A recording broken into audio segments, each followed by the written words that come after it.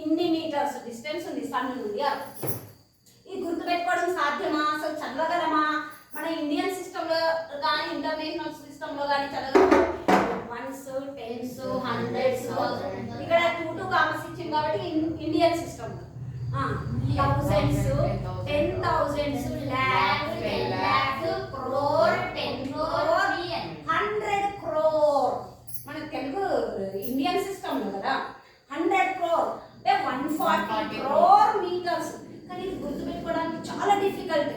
కాబట్టి ఇలాంటి నంబర్స్ని, లార్జర్ నంబర్స్ని గుర్తుపెట్టుకోవడానికి మనం ఎక్స్పోనెంట్స్ యూజ్ చేస్తాము. అయితే ఇక్కడ ఎక్స్పోనెంట్ దీన్ని చిన్నగా మార్చేస్తాం. ఎట్లా అంటే మెయిన్గా ఒక్క డిజిట్ మాత్రమే మనకి కోడ్ నంబర్ ఉండేటట్టు మార్చేస్తాం. 1.4 తర్వాత ఎక్కడ పాయింట్ పెట్టాము? ఇక్కడ పాయింట్ పెట్టాము. పాయింట్ తర్వాత ఎన్ని డిజిట్స్ ఉన్నాయి? 1 2 3 4 5 6 7 8 9 into 10 to the power 9 metres. ఇప్పుడు ఇది ఈజీగా ఉంటుంది కదా కలగడానికి కూడా. ఇన్ని క్రోర్స్ అని కలిగే కంటే 1.4 into 10 to the power 9 metres అని ఈజీగా చెప్పొచ్చు. ఇంత వస్తుంది మళ్ళా ఎక్స్పోనెన్షియల్ ఫామ్. దీనేమో స్టాండర్డ్ ఫామ్ అంటారు, దీనేమో ఎక్స్పోనెన్షియల్ ఫామ్ అంటారు. ఎక్స్పోనెంట్స్ ఎందుకు యూజ్ అయితే మన డైలీ లైఫ్లో అంటే ఇలా పెద్ద పెద్ద డిస్టెన్స్ని గుర్తుపెట్టుకోవడానికి, రాయడానికి ఈజీగా ఉంటుంది కాబట్టి ఎక్స్పోనెంట్స్ని మనం చదువుకోవాలి. ఇది అయితే ఈ ఎక్స్పోనెంట్స్కి కొన్ని రూల్స్ ఉన్నాయన్నమాట. ఆ రూల్స్ ఏంటంటే ఫార్ములాస్ ఉన్నాయి, కొన్ని లాస్ ఉన్నాయి. మళ్ళీ ఎక్స్పోనెంట్స్లో ఉన్న ప్రాబ్లమ్స్ని ఎలా సాల్వ్ చేయాలి, వాటికి లాస్ ఉన్నాయి. అవి నేను చెప్తాను చూడండి. For example x to the power m into x to the power n ఉంది. అంటే ఇక్కడ base is same and powers are different.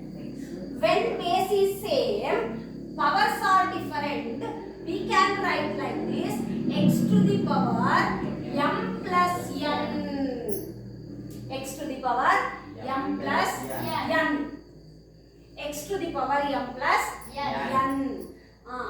For example, 4 to the power 6 into 4 to the power 8 ఉంది. దీన్ని ఈజీగా ఎట్లా రాయొచ్చు? 4 to the power 6 plus 8, that is nothing but 4 to the power 14. ఇది first law of exponent. Then second law of exponent, x to the power m by x to the power n which equal to x to the power m minus n when m is greater than n. This is condition. x to the power m by x to the power n equal to x to the power m minus n, where m should be greater than n, and x to the power m by x to the power n equal to x to the power n minus m when n is greater than m. Okay, ఇది ఎక్కువ use అవ్వదు మీకు, కానీ అది మాత్రం గుర్తుపెట్టుకోండి.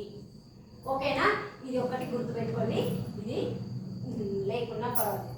ఇంకా third law of exponent is a by b whole to the power n equal to, or x by y అని కూడా రాసుకోవచ్చు, anything. a to the power n by b to the power n అంటే ఎప్పుడైతే మనం bracket పెట్టి whole to the power n అని ఎలా చదవాలి? ఇది a by b whole to the power n, a by b whole to the power n.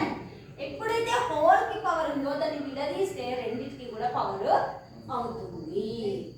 x to a by b whole to the power n equal to a to the power n by b to the power n. And also the most important exponent formula is x to the power 0 is always 1. x to the power 0 is always 1. x ante x may take any number, 100 to the power 0 also 1, 1000 to the power 0 also 1, 1 to the power 0 also 1, anything to the power 0 is always 1. ఓకేనా? ఇంకొకటి ఉంటుంది.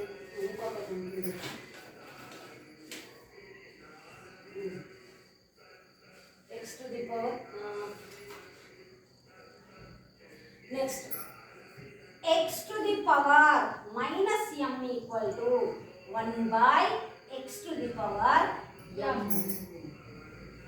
These are very important formulas on exponents. వీటిని బట్టి మనము ఇచ్చిన problems అన్నింటినీ solve చేయాలి. ఓకేనా? ఇది